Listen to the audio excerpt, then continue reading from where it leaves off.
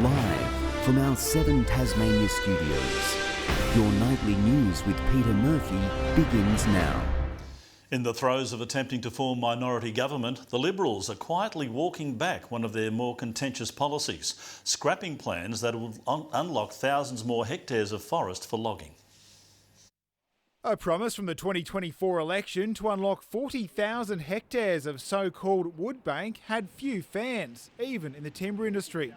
But as recently as days before last month's election, the Premier was forging ahead. We haven't changed that policy.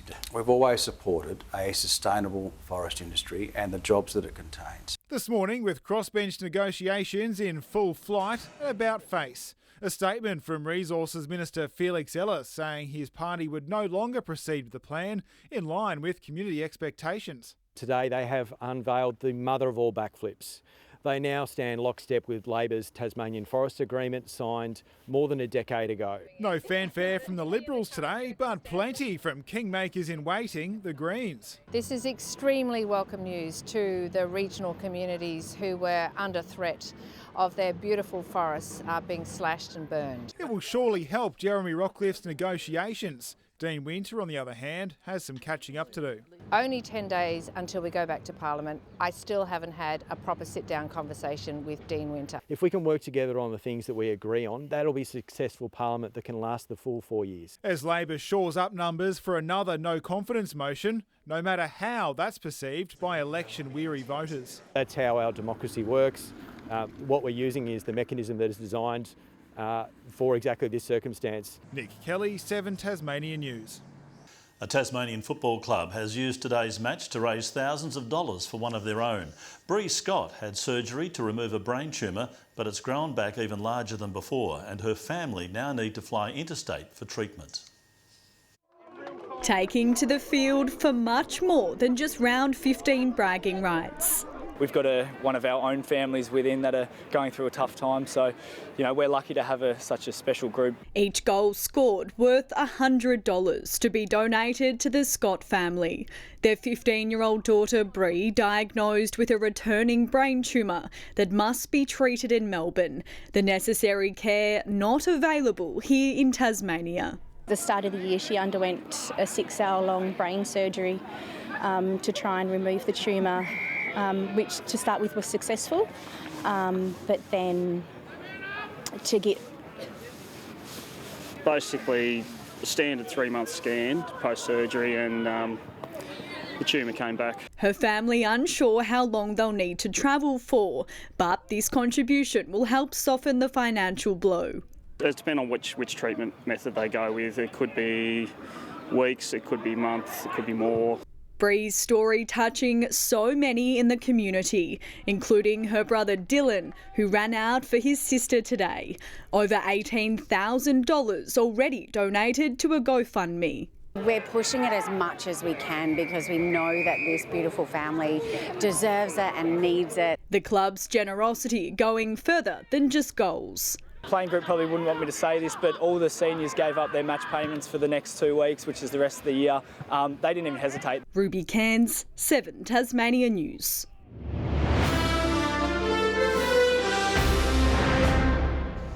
A car has ploughed through a Hobart CBD shopfront. The incident occurred at Osteo-Strong between Elizabeth and Argyle Streets around noon today. The vehicle became lodged inside the premises, causing significant damage to the front of the building. Meanwhile, another car smashed through a fence nearby along Mole Street shortly after. No injuries were reported from either incident. Well, in a huge vote of confidence in the Tasmanian racing industry, Armidale Stud has trumped large mainland breeding operations to secure in-demand stallion Bodyguard. Unveiled at the Carrick property today for a crowd of horse owners from around the country, Bodyguard was sold as a yearling for $1.6 million, making him the most expensive stallion to ever breed in Tasmania. We honestly believe he has everything, all the credentials to make it as not only a commercial stallion, but a stallion that will throw winners and hopefully allow Tasmanian breeders, trainers and owners to take their stock and race against the best in the world. Dozens of mares are also booked to travel down from interstate in a boost to Tassie's breeding credentials. Distillers this week have been raising a glass or two, hailing some of the state's top spirits, exhibiting their carefully crafted drops at this year's showcase. The event providing vital exposure for a growing industry and officially marking the end of Tasmanian Whisky Week. Spirits high as hundreds indulge their palates at this year's Spirit Showcase. We've got over 45 distilleries here representing lots of different spirits. Spoilt for choice with over 150 on offer. So we've got rum, gin, baijiu, we've got vodka, we've got liqueurs. But whisky, the star of the show, the drop suiting the senses for both the seasoned connoisseur and those who are just curious. It's just that flavour. It's something about the spirit. It brings people together. It's a very joyful drink. It's been great to sample some local whiskies and also hear more about the story of the link between the whisky industry here and the wine industry as well. The event providing vital exposure for Tasmania's growing spirit scene, especially for those new to the industry. Pitching lots of ideas as I walk around and seeing what other people are doing. But as a newbie to the industry, that everyone's been so helpful. Because there are so many distilleries, but you don't necessarily know about all of them, to see the majority of them in one place is quite special, so that people can get a feel of just how big and powerful the industry is. Distillers toasting Tasmania's unique environment as a secret to crafting the perfect drop. So we have really good barley down here. The climate lends itself really well to maturing the whisky. Tasmanian whisky is quite unique because we've got this beautiful microclimate here that really aids maturation. We've got beautiful clean water, air. Rebecca Gadanera, 7 Tasmania News. There's plenty of razzle and even more dazzle at Launceston Silverdome tonight, where finals are underway in the 2025 Danceport Championship. Competitors have flown in from around Australia, putting their best feet forward to wow the judges and the crowd. Second comp in as many weeks, and been dancing together since the start of this year. So much fun. There's just this atmosphere and this something just takes over, and it's just like you're in another world. It's hard to explain, but I love it. The dancers are competing across a number of different dance styles, from the waltz to the quick-step.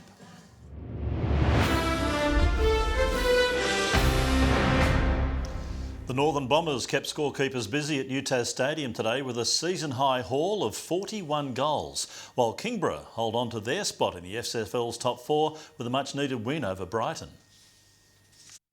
In the shadow of finals, the Robins would like a first win, but for the Tigers, victory in every game is a must, although Brighton wouldn't make it easy. Flexes the bicep. That's a pretty sure sign. Keeping just enough momentum to make the Tigers sweat. Then, with postseason flashing before their eyes, a third quarter show and tell from Kingborough. Oh, great mark taken deep. All of a sudden had Brighton back in their place. A fourth from Tyler Carter sealing the 118-83 win. A harsh reality check in the SFLW from the ladder leaders to their runners-up. Luca Murgatroyd dishing out a quadrella against North Hobart. Murgatroyd shrugs free of a tackle, straightens up and fires through. The Roos winners 71-23. In the northwest, a far closer contest between ladder neighbours Ulverston and Wynyard. 5 points the difference. It was all too easy for Penguins women against Devonport. They're going to waltz into an open goal and Danielle Dunstan's going to get her second. With one hand on the minor premiership after the 67-18 win. While in the NTFA, South Launceston got a scare from a resurgent Longford. He's taken the back plate on goal! South fighting back just in the nick of time to seal the nail-biter. He plays on! Don't know why! I know why! He kicks a banana! The doggies have hit the front! Longford's women, though, on the receiving end of a 29-0 hiding, 8 of those belonging to Lucy Salzberger. While it was 1 step forward, 2 back for Scottsdale against North Launceston, 1 positive for the Magpies, while the 269-9 drubbing was the Bombers' biggest score of the season. It's only their second biggest margin. Nick Kelly, 7 Tasmania News. The Boomers remain on top of their pool and undefeated at the Asia Cup with a 13-point win over Lebanon. Northwest Tasmanian Rain Smith outscoring Jack McVeigh to be equal highest on court with 18 points. The Aussies play Qatar tomorrow night. We'll see some fresh faces in purple next week as the Canes take a mix of experienced heads and new talent to the top-end T20. Tassie local Lewis Smith's been rewarded for his recent Australia A performance with a call-up alongside fellow Pathways players Zach Curtin and Tom Dwyer. The side's anchored by names like Tim Ward, Billy Stanlake and Gabe Bell. The first game is against the ACT on Friday. Launceston's Charlie Parker has nabbed a podium finish in the Gazoo Racing GR Cup after executing a clockwork start in Ipswich. Parker narrowly avoided being wiped out by his teammate in the final laps to finish third, Tassie rising star Ollie Wickham ninth. Meanwhile, Lockie Dalton fourth in the Super 2's first race. Launceston City has ended South Hobart's undefeated streak in today's NPL clash. The side coming in hungry for victory, keeping them scoreless for much of the game. And the Lonnie City subs have not let anything up. They've kept that tempo up. They took home the win, 3-1. And in the Women's League, the Glenorchy Knights are licking their wounds after going down 5-0 Come out like to Titans Devonport. today, the Devonport Strikers, and Glenorchy have simply had no answer. They've been dismantled. The Strikers remain undefeated and top of the ladder. Good evening. 15 was the high in Devonport today, 13 in Launceston and Burnie, Hobart 12 degrees. Smithton and St Helens reaching 15, Strawn 14 and 11 was the high in Cressy. Across Tasmania today, cloudy conditions were seen statewide.